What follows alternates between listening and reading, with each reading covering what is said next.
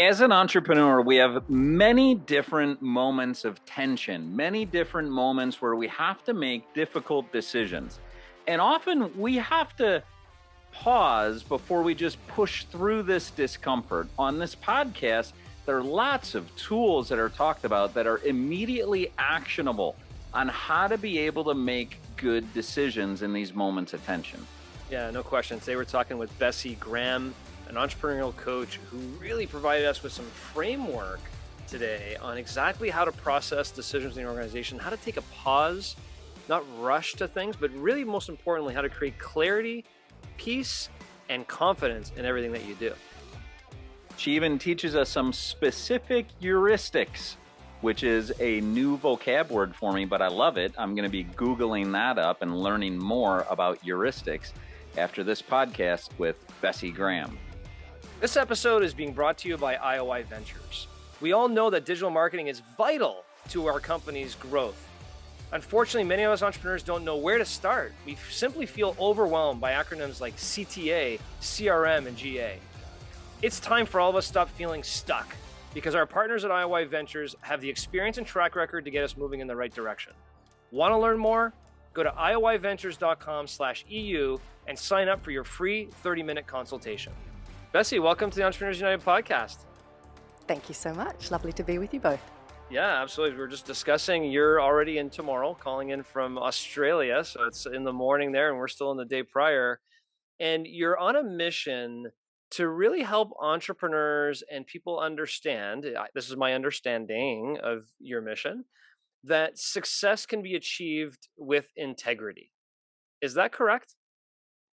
Yeah, it's really about this mindset shift that helps us as entrepreneurs, as business owners and leaders to stop engaging with the world in this black and white way where we think everything's an either or choice, and to begin to realize, two things can be equally true and it can be more a both and than an either or situation. Tell me more about that, the either or situation and where that comes up and what's the foundation for that. Look, I think that there's lots of aspects that make that type of thinking appealing for us as people. If you think about the way it almost simplifies things, if you can be really definite and black and white and just approach the world in that way, it can feel like that's a simpler way to live. And so we see that type of thinking everywhere, whether that is related to aspects of fundamentalism or whether that's in our world in the business space of, since the 70s, we have been bombarded with these ideas that have told us the purpose of business is profit maximization and shareholder, the primacy, if you like, of a shareholder over all else. And so we have taken on board these ideas that lead us into engaging in the world and making decisions as if those things are just true. So you hear business leaders and entrepreneurs making comments like, I'm running a business, not a charity, so I have to make my decisions in this way, or I must prioritize the maximization of profit.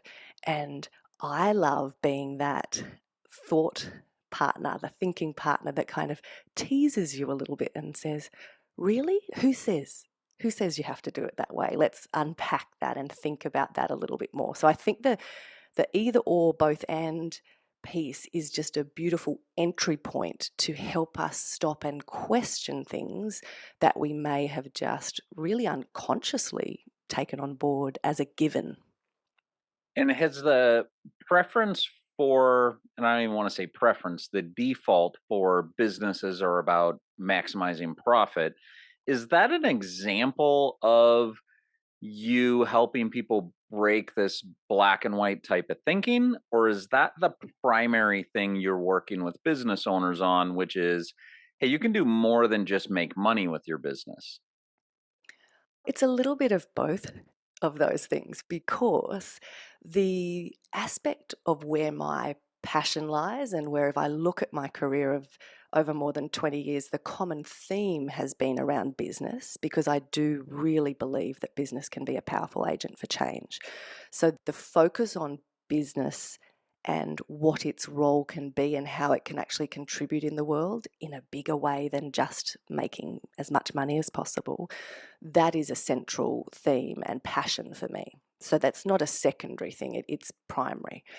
But this idea of using the concept of both and as an entryway to shift mindsets and to think differently is also, it goes beyond just business, because I would say that for any of us that are leading an organization, leading other people, whether that's in a business setting or when we come home to our families or in any situation we find ourselves, we can't lead other people until we've led ourselves first. So beginning with that mindset shift and starting to take more responsibility for the fact that we need to be nuanced in our thinking. We need to take context into account and not just come into a situation really definite with the answer, but instead learn to do what one of the women that I use her thinking a lot in the work I do with businesses is, she had this beautiful phrase called apprenticing with the problem.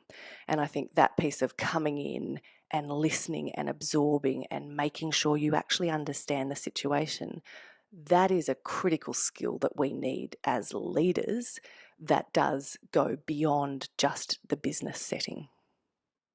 Where does your working to break the black and white type thinking, where does that stop, and where is the role for decisiveness, that there are priorities? There is ultimately one thing you can do at a time. You cannot both be coaching someone right now and be on a podcast and be a great family member.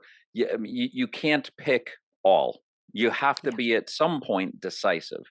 Where hmm does that come in what you work with entrepreneurs on? I think that is a beautiful question. And I think one of the pieces that I often feel frustrated about when I look at a lot of the language and messaging that is coming at us as business leaders is that we see this commentary, and it's much stronger in the US than it is elsewhere, but it's still present everywhere else in the world, which is this idea of the concept of being decisive and making decisions quickly and having that, almost that hardness, the toughness that says, even if it hurts, even if you're scared, do it anyway, push through. So there's this type of language that gets put onto us as leaders. Part of why I think you need to come at any decision you make as a leader from the both and mindset rather than the either or space is that when you then get to a point where you do need to be decisive, where it is your job as the leader to be discerning and make a judgment call, and as you said, prioritize what will I actually do, I want you to be in that position from a place of clarity and from a place that has considered the options. So if we go just to that simple piece of being in a situation where as a leader it is now your job to make a really big and really difficult decision, you can actually make that decision from a place of clarity and peace and confidence when you have done the thinking up front. And so I always argue that in fact we can be more efficient and more decisive as a leader if we have taken the time to get to that place of self-knowledge, of clarity on the vision of the organization, of understanding what are our values, because that drives how do we behave, how would we show up in this situation. So I think the messaging around things like decisiveness, I actually think both and makes you more decisive. But rather than making a quick decision and then regretting it for the next 6 months and not being able to sleep because you made a terrible decision, you can make a quick decision from a place of knowledge and clarity. And equally, you can know yourself and the organization well enough that you can have confidence to sometimes make a decision that says, you know what, the reason why we are feeling a discomfort or a fear in this situation is because this is not the right thing to do at this particular time for us as an organization. So we are not actually going to push through the discomfort. We're going to sit here and we can re-examine that in 12 months' time. But you can decide to pause with confidence rather than thinking, oh, it's always my job to be decisive and push forward even if it hurts or it's uncomfortable. So discernment comes from clarity, not from just let's jump to action in every situation. Bessie, I'm curious as to the how that you work with entrepreneurs exactly. And when entrepreneurs are faced with situations in terms of creating clarity for themselves or their organization, maybe not even in the face of an actual decision they need to make, but laying the framework for here's how we're going to process when something comes around, right? Because one of the problems we have as entrepreneurs is the shiny object syndrome. Hmm. That's a great idea. Let's start selling this flavor of ice cream. And then they Yeah. invest all this money to get this new product or service line or anything going on, but it Yeah. wasn't even part of the decision making process. So, Hmm. first question is, how exactly do you work with entrepreneurs? And then, do you recommend a certain methodology or system to be put into place to actually process decision making so that it can be done to create clarity, peace, and confidence? Yeah, so the aspects really, again, around, say, something like clarity, I would say that the pattern I see over and again is from a how do we operate at our best as humans? I think we need to have clarity in two big areas as a starting point. One is that we need to be grounded in something. So we need to have clarity around those aspects I mentioned before of what are our core values. And that can be both as an individual and then from an organizational perspective, what does that look like? So we need to be grounded in something. And what that allows us to do is at any moment, you can use that clarity as the touchstone to look at and say, okay, am I behaving in line with those values? Can I see in this decision or how we would need to engage moving forward if we were to proceed that it stays connected to and aligned with our core values? So that's the first piece of getting clarity around what you're grounded in. Okay. But then for us to feel that sense of satisfaction and fulfillment and progress in life, we don't just want to stay where we currently are. We need to have clarity around our bigger vision of where are we going? What do we want to be part of in the world? What am I contributing to? And that is the piece that gives us that motivation and drive. And I think everyone needs that, but even more so as entrepreneurs when we have that achiever in us that loves Hmm. to have the next goal, the thing that you're chasing. Clarity around that vision allows us to have this beautiful tension, and I don't mean tension in a bad way, I mean a positive tension between being grounded in something and moving towards something. So I think Okay. they're two very helpful places to start. And I think it comes back to that same idea of saying often as entrepreneurs, one of the pieces I'll have these conversations with people where they're saying, no, I just want you to work with me on the business model. I want to jump into the action piece and what are we doing here?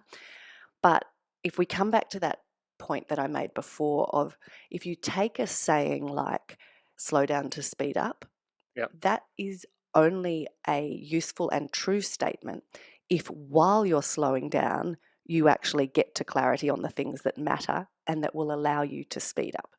I often say that one of the things I do really well with entrepreneurs and business leaders is I'm willing to hold them in a bit of a headlock while Yep. they are kicking and screaming and want to be, no, I want to move to the next thing and to action. Mhm. And I've been doing this long enough that I've seen the patterns and I'm confident to say to someone, I guarantee you, you will be thankful that you take this pause now and get Yeah.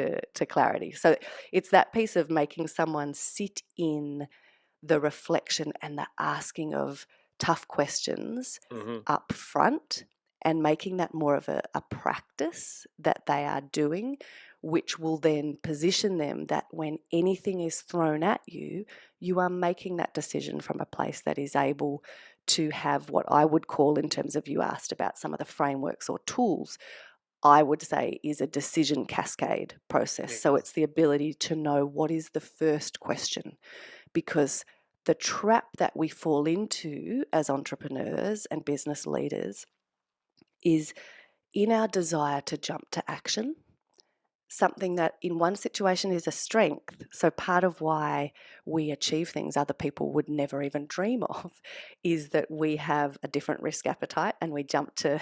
action and bringing things to life. But when you shift that into a situation where you then act on something or do that chasing shiny objects piece that you mentioned, if you make a decision that was actually a tertiary decision, it was 3 layers down, if you make that decision first, it constrains and changes all of your next decisions and options as an organization and as a leader. And if I give you an example, and I'll give you one just in a personal setting, that was the place that my partner Brad and I first started to develop and use the decision cascade in our personal life, and then we shifted it over into our work. And that was that when we had kids, our kids are big now, but when they were little, we used this process to say, okay, what's most important to us? And that became our first question in the decision cascade. And so the first priority was that we wanted to have one of us with the kids when they were little. And so we knew, okay, that's the primary thing. And so then the question was, okay, so who's best to be with the kids at this particular point that we are in?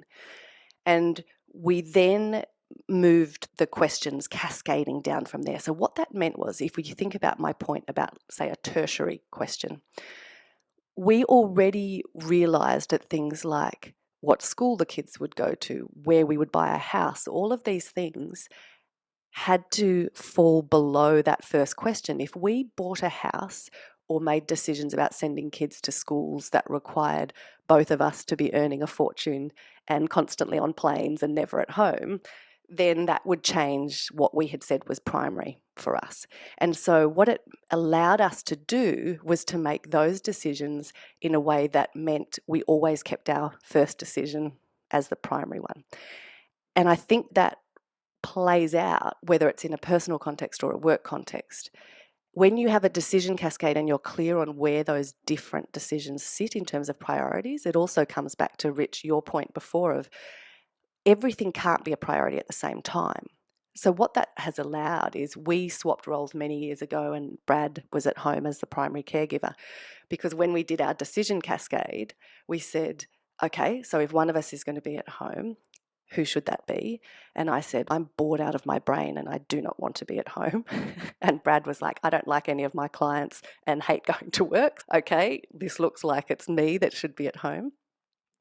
But what that meant was, over the years, at different points when Brad would get bored and he'd say, oh my gosh, like, I don't want to do this anymore, rather than have no framework to use and then throw everything out, we were able to say, okay, stop, hang on a minute.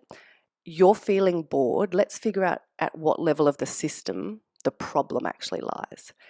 And so we would go back and say, is our primary question still the same? Do we want one of us at home? Yes, we do. Okay, so who's the right person to be at home? Is it you or me? And then he'd say, okay, unfortunately, yes, it still is me. So then we could drop into lower level questions and say, what do we need to do to make it sustainable for you? So we added in an adventure budget and he would go on big motorbike rides and things.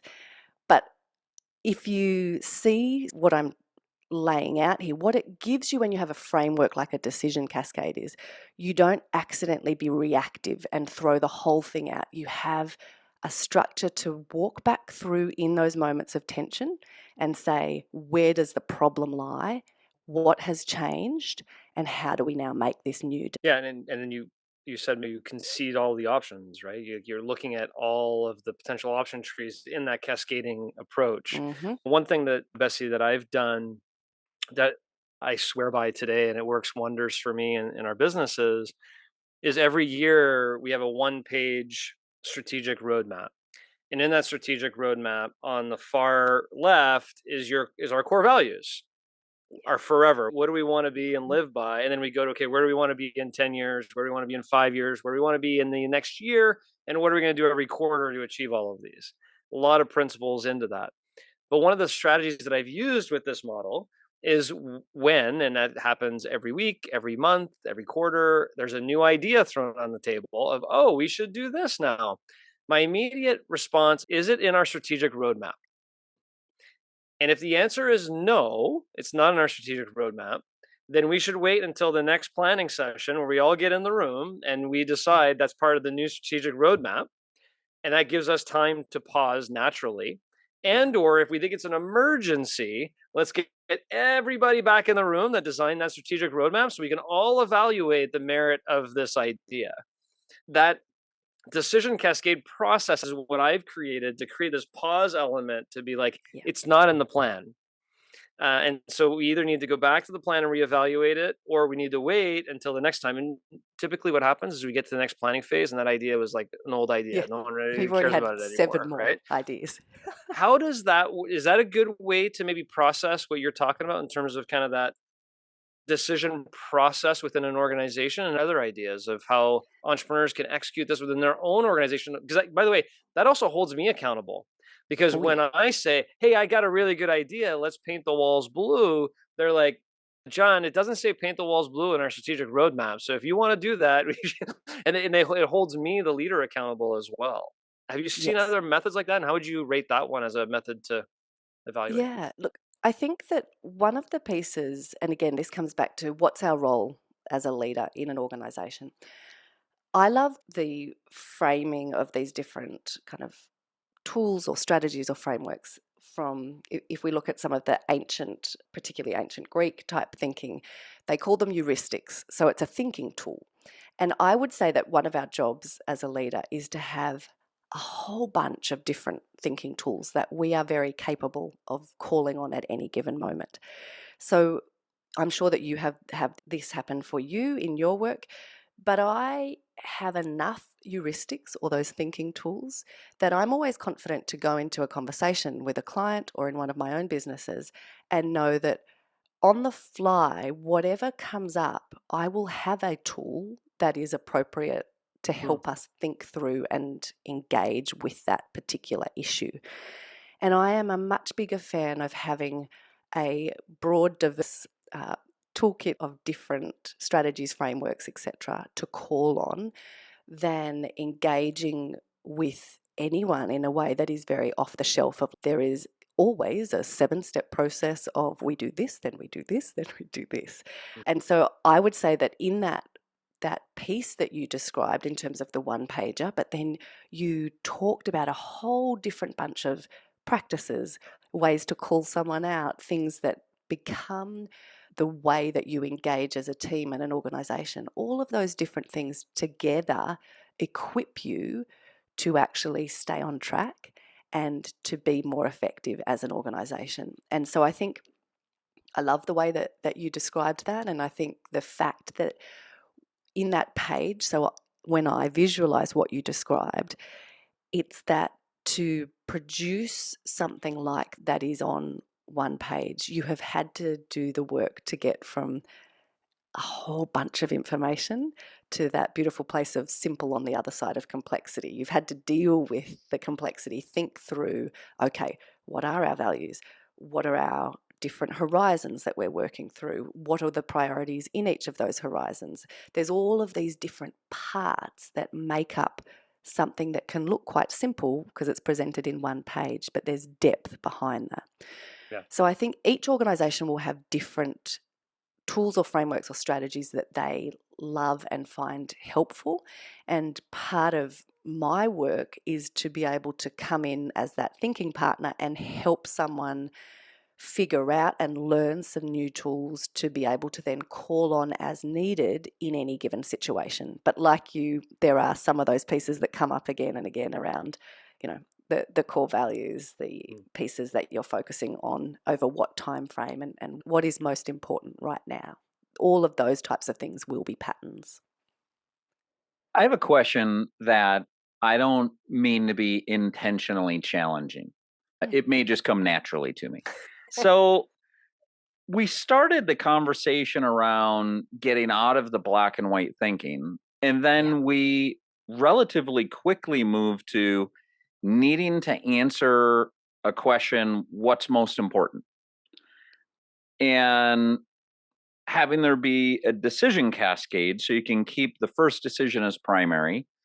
So we Mm-hmm. went from this hey, let's go from either or to both and. But then we quickly went to, you have to pick one. What's most important? What if my answer, Bessie, is I want it all? I don't want to have to pick one. I want yes and. I want somebody to be with the kids all the time. I want two fulfilling careers where we both feel like we've accomplished something meaningful outside of the home. I want to travel, but I don't want it to like I'm having a hard time with what appear to be competing philosophies that I heard. Sure. So I think one of the bits that helps answer something at the level of those pieces that feel difficult in where we've landed is that often we take out of the equation the concept of time or time frame. So earlier in the conversation, you made that comment around when you were talking about priorities and saying that challenge of you can't have everything at the same time all at once. One of the pieces that if we go back to how do we strengthen our ability to bring nuance and context and think more broadly is that we start to be able to zoom in and out. And I would say in response to that, that if in a conversation, part of where you land is that there is this incredible breadth or scope to what it is you want and that what will feel fulfilling, then all of these tools, what they allow you to do is to map out and run scenarios, think it through, and then figure out, okay, what would those horizons be or what would that timing be? Is it that we need to both have that sense of a career or travel and it has to be at all times in every chapter of our lives? Or is it that we want that to happen over the course of a different span? So, for example, with Brad, my partner, and I, we have significant age difference. So he's 17 years older than me. He had been there, done that, achieved things, and was like, okay, your turn. So it wasn't that we were saying one wants fulfillment and one will be deprived, but it was about different chapters, different times. So I think one response to your question would be that part of what taking this approach to your thinking allows you to do is to, rather than just be reactive and jump into the action phase straight away, trying to have everything all at once at the same time, it allows you to do that piece that then structures it and says, okay, so if we're trying to do all of these things as an organization at the same time, let's run those scenarios and then go, oh, when I pull that into a business model canvas, and I then think about the fact that my team in the key activities section is going to suddenly have to be working 100 hours a week, and they all just told me that they want to be active and engaged with their kids and playing sport, I'm now starting to realize that this isn't practically falling into place in the way I thought it was. So it's using those heuristics or tools to do that first, throwing everything out on the page of here's what we want to try to achieve, but then having ways to filter, run scenarios, think through how might this play out. So one of the pieces that we always use as a reference point is take it to its logical end. Okay, if I've made that statement, play it out.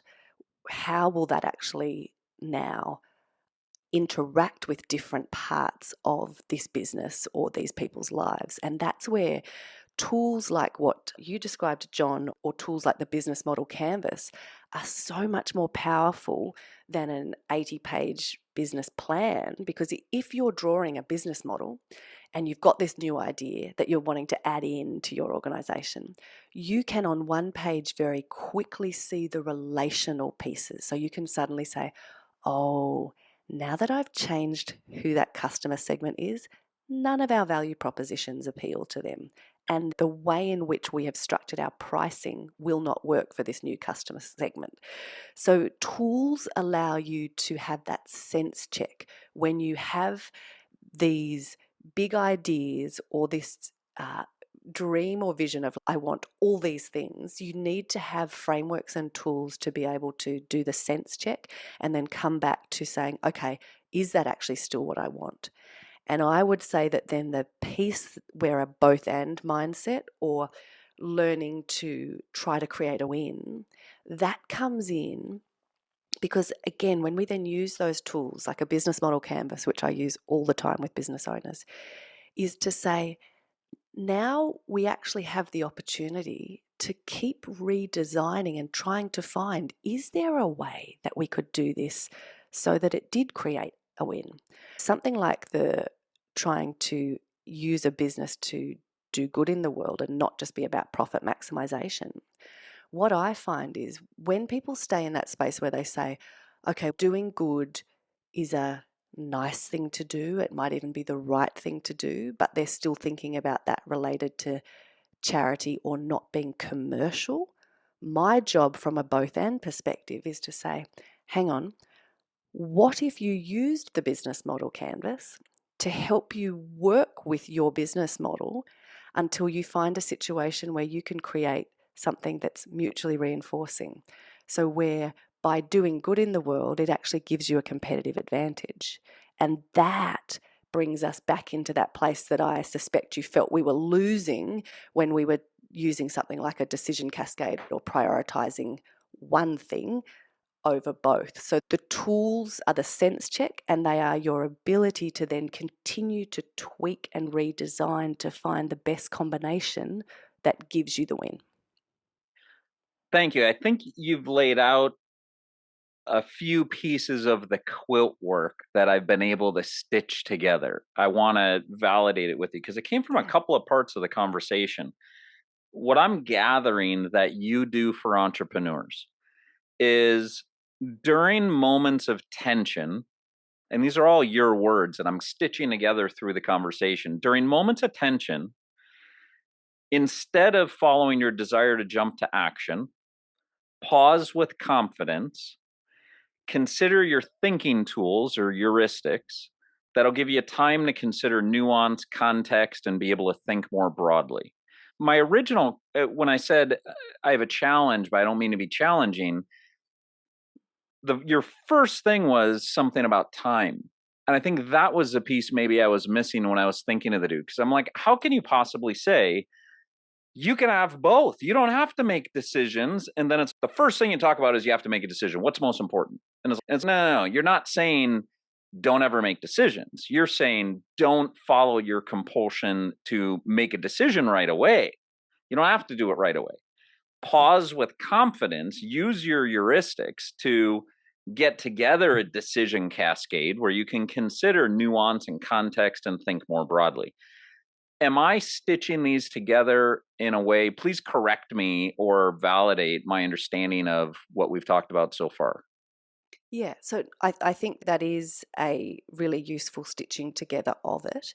And I think the pieces that I would add would be that we're looking for that situation where, from the components of creating that win, we're also then able to use the new mindset that we have and that ability to sit with nuance rather than just a black and white piece to actually come up with things that will be new opportunities that ultimately can create a completely different business model, for example. And so obviously there's a whole nother conversation, and I won't go into all of the details around some of those components I touched on a moment ago around the competitive advantages. But when we shift our mindset around the role of business and we start to think about creating this win where you can do good and make money, what it allows, because we have opened up our thinking piece first, we then see opportunities that other people wouldn't even see because they aren't looking at the world in the same way. So I think that's the second piece that I would add to what you've said, is that I would want to reassure entrepreneurs that yes, there is the component of saying, please pause and sit in that space of confidence to use the tools before you just jump to action.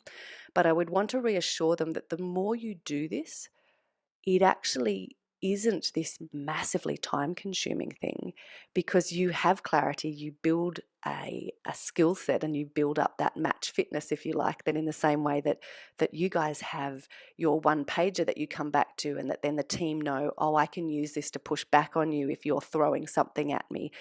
All of those pieces, as you do this more, you become able to already make those decisions much quicker without an extended pause because you have clarity.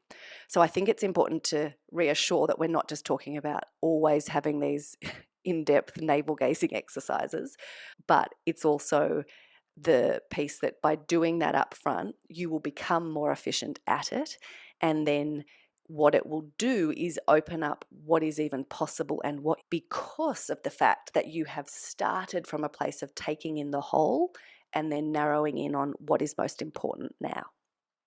Thank you. The heuristics, I've never heard the term heuristics before. If I have, it hasn't stood out to me as much as it is when you're using it as thinking tools. What would be maybe two or three heuristics that you find most useful for entrepreneurs in their decision making? That we could just straight away offer them as tools for listening to the podcast that they can start using for thinking tools.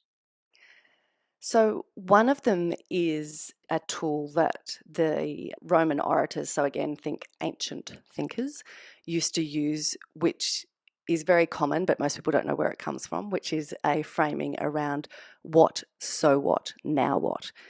And it's, again, a leveling type tool. Often thinking tools have a sense of relationship or leveling to them because it helps you pull apart different components of your thinking. The what, so what, now what, I use all the time with entrepreneurs because it allows us to think about, okay, together, those three things are really powerful. Entrepreneurs are better than most at the third piece of now what, which is that jump to action. Let's actually do something. And we get frustrated if it just stays in a conversation. So we tend to be really strong at that. But if we use that heuristic or thinking tool to help them pull apart how to be most effective, the what is in that space of being able to zoom out, see all the moving pieces, the different data points, the different information. And there's a level of that is often sits with a certain type of thinking. So you might think of people who you go, oh, wow, they're really smart. They can rattle off and they know all the statistics and the research and they can quote this and that. But again, if we go to the piece of how do we be most effective, if we just stay in a place where we are really clever and we can name all of the what, but we don't do anything beyond that, then it's not very useful to us. But it is a starting point. Then what we need to do as entrepreneurs is move down into the so what. And so what is where you think of things like, okay, how would I start to uh, think about the sense making of all of that what? Are there patterns here? Are there pieces where I can say, okay, actually, of all of this information that I've been able to take on board, there's three big patterns that emerge and they're these things, right? So it's the sense making of the so what does all that information mean? And then the piece that I am most passionate about and would say is my biggest strength, like most entrepreneurs, is that for most people, they then don't move beyond that. They often are too scared to make a decision. But the way I frame now what is about the courage to choose.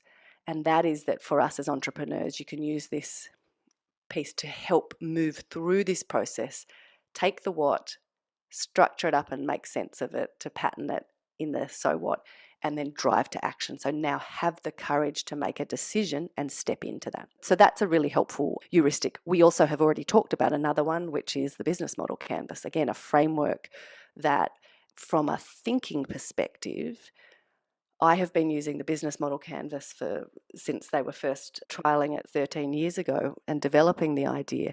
It is part of the way I think about a business, to the extent that I don't have to draw one. When I'm talking about a business, I will point as if I'm pointing at sections of the business model canvas. As a tool, it becomes so automatic because it is how my brain thinks about the relationships and those 9 parts of a business. So as a thinking tool example, business model canvas is a great tool that entrepreneurs can think of in that way. So that's a few. There's a lot. Most things that you find helpful to structure your thinking or pull different ideas apart would be a thinking tool. Bessie, the business model canvas, if I'm not mistaken, does that come from a book? Where does someone find that? Yep. I can't remember what it is. So the book was called Business Model Generation, but the Strategizer are the organization that own that. If you literally just type in Business Model Canvas, it will Okay. come up. They have loads of free tools and videos and pieces that will talk you through the business model canvas itself. And then they also did a whole book just on value propositions. So they developed a value proposition canvas, which is the center box in a business model canvas. So lots of tools online if people want to look at something like the business model canvas. And I would highly recommend that. If as an entrepreneur you don't yet know how to use the business model canvas, you are missing out on the quickest way to get to that place we talked about before of simple on the other side of complexity, Mhm. rather than accidentally being simplistic, because you might look at a business model canvas and say, okay, you've got one piece of paper with 9 boxes on it. That couldn't possibly be a powerful tool for a Yeah. business. And yet, for you to be able to boil your thinking down to fit something on a post-it note, you have to have thought it through and have a depth behind that is incredibly powerful as a business owner. Yeah, I love that. One of my favorite books, I was brought up in this conversation as when Rich was mentioning earlier, but is The One Thing is one of my favorite Oh, books. yes. Yep. And one of Rich's favorite books is Pat Lencioni's The Advantage. And I noticed that those are two of your top Mm-hmm. favorite books. They But are. then also you are writing a book that is not quite announced when it's coming out yet, but I think we have a good sense of what it's going to be. Yeah. Talk to us a little bit about that journey, when that might be coming out, and what people can expect from that. Yes, the joy of publishing cycles means that it's always a long a long journey. So it'll be probably end of 24 that the book will actually be out. But the structure and content is very well developed. Really, the purpose for the book for me is to say, I've used it to force myself to be disciplined, to go, what have I learnt over the last 20 years? And how would I actually boil that down and make sure that I could share with as many business leaders as possible the things that I think will allow them to design a business which can actually do good and make money. And so that has been a really great exercise for me to have to go through, because anyone, when you've been doing something for a long time, there's a whole bunch of things that just become, you don't even remember the steps that take. It just feels like, oh, isn't that obvious? Doesn't everyone know how to do that? And so I've had to, through the process of really focusing on what does a reader need, where are they at, had to get clearer at something like, for example, the core message of my book is that you can do good and make money. In fact, doing good is the competitive advantage your business has been missing. And that second piece around the competitive advantage, I just thought that was a given. So I would always say, you can do good and make money. But it was this piece of, unless we actually drill into and be really specific. So I've pulled out what I think are the 9 competitive advantages of doing good.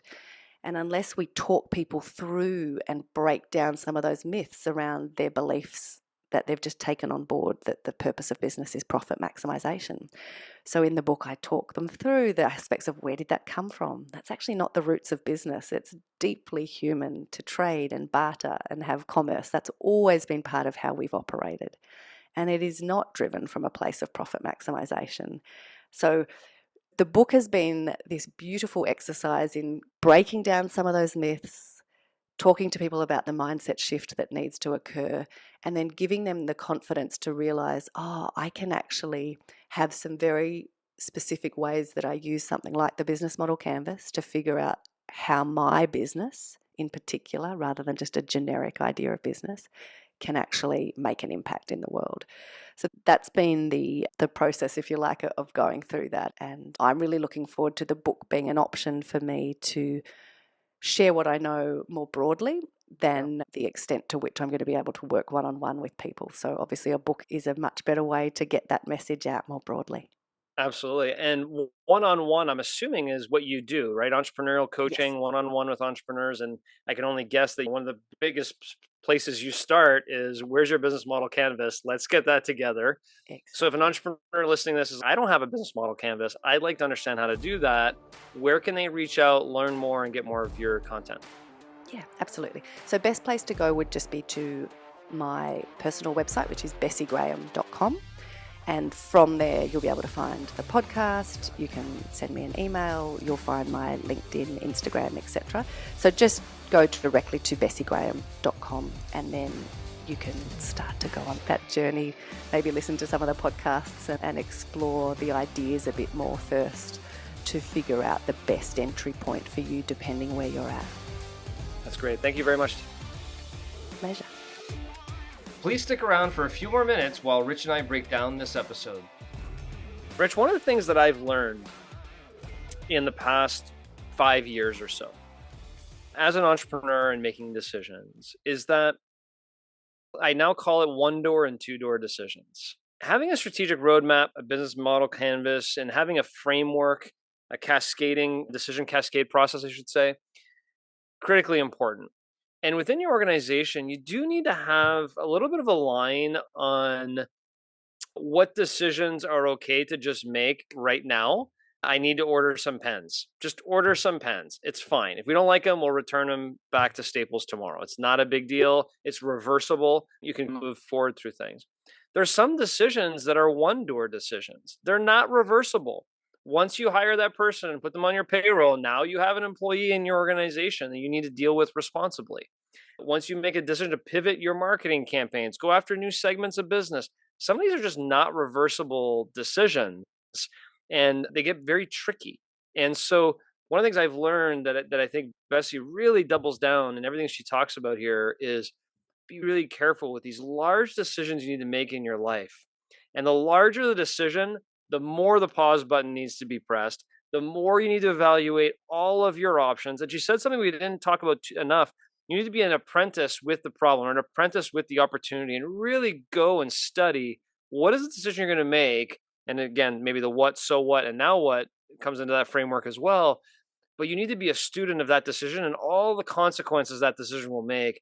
Way too many times, and me as the ready, fire, aim guy, when I did that with one door decisions, I paid the price a few times, and it could be very dangerous. So I think there's a line that I've now drawn between the one door decision and two door decisions, and the time and space I need to give myself to really understand what I'm doing when the one door decision presents itself. Yeah, it's an interesting distinction between irreversible decisions and pause and what appear to be reversible. She also talked about tertiary decisions, though. Yeah. So just making decisions which may impact, she said that it can constrain and strain future decisions if we make too many of the tertiary decisions first. Mm. This isn't the first podcast where the idea of pausing comes up. This is the first podcast that has been so tooled up with, what do you do during the pause? Great. So you pause.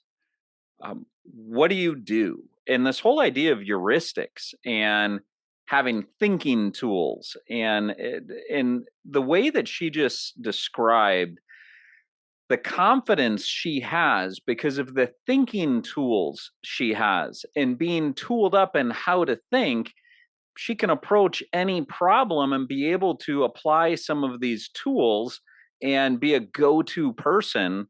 Gosh, that's something that I would like to get better at myself. I think I have some of these. I've never titled it under heuristics, but it sure makes me curious to be like, what are all the thinking tools? What are all the heuristics? This is a thing that we can get educated on. I shared one on this call in terms of how I process decision making and thinking relating to a business decision. The old one that my dad taught me was, we had to make a decision. Okay, he did a little like plus and minus columns. Okay, let's put all the pluses, put all the minuses. I bet that would be a heuristic. That's a thinking tool, and there are many more. It's interesting how many times, and I think you know exactly where I'm going to go with this one. When you're talking to someone about a decision and they're like, I don't know, I haven't made a decision yet. I need more time. And we used to say to them, listen, and Decisions are based on information, not time. What more Yep. information do you need to make your decision? Yep. and Yep. and the reality is time and pause doesn't solve or provide more clarity necessarily. It's the thinking tools that do. It's the heuristics that do. And I think it's a really good way to frame it, which is when someone says, I just haven't made a decision yet. I need more time, or I need more time to think about it. Assisting them with what the tools are that they're using to think about this problem or opportunity is a really good thing for entrepreneurs, CEOs, presidents. It doesn't matter where your role is when you're talking to a colleague who's facing a big decision. Help them with the thinking tools or standardize the thinking tools within your organization, maybe even better, so everybody understands the same framework that people use to evaluate the decisions. So that just came to light here as you're talking about the pause idea. The pause really doesn't do anything. It's what you do during the pause that is critical. This idea of a decision cascade, I think I've told you this before, but Shelby and I created a decision cascade on how we're going to operate together in life.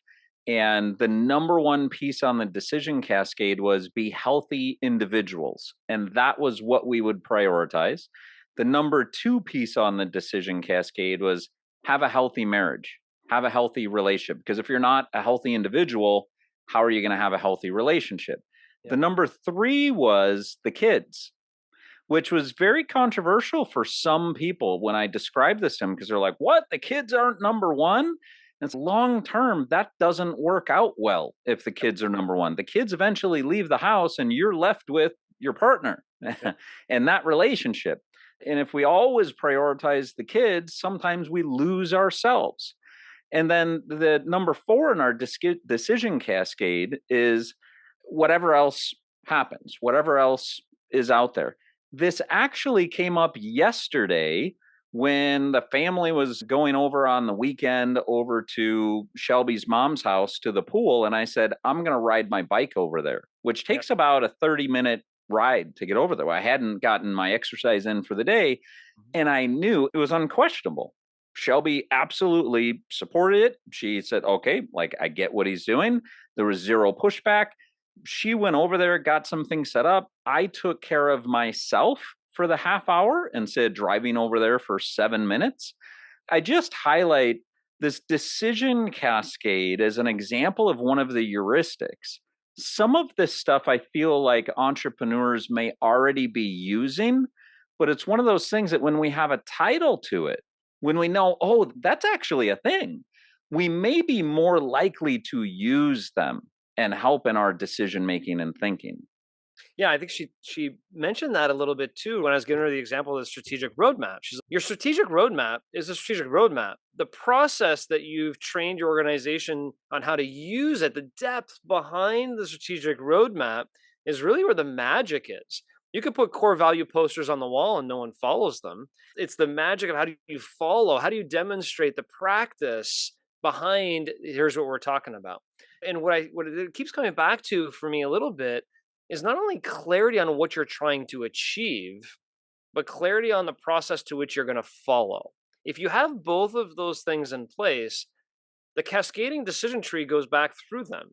As an example, similar to your example, in creating the one thing life plan, right? Finding my true north and going, here's what I want to achieve in my life. Okay, here's what I want in 10 years and 5 years and 1 year and all these different segments of my life, right? Relationship, health, financial, whatever. If you came to me right now with an opportunity to do something that didn't fit in that plan, I have my thinking tool. My thinking tool is right here. I need to be disciplined to it. So clarity on what you're trying to achieve as a person, as you are with Shelby and or the way Bessi is with her partner, clarity of what you're trying to achieve in your business, whether it be your business model canvas, whether it be your strategic roadmap, whether it be just these are our core values, what we hold to, having clarity on these things. When you do have a decision, you got to run it through those mechanisms as well as other heuristics that you may have available to you. But you have to have clarity on who you are and what you're trying to achieve first. Well, it's probably a good litmus test if you haven't used that clarity, or if you haven't used your core values, if you haven't used that clarity to help you make a difficult decision, then maybe you're not so clear.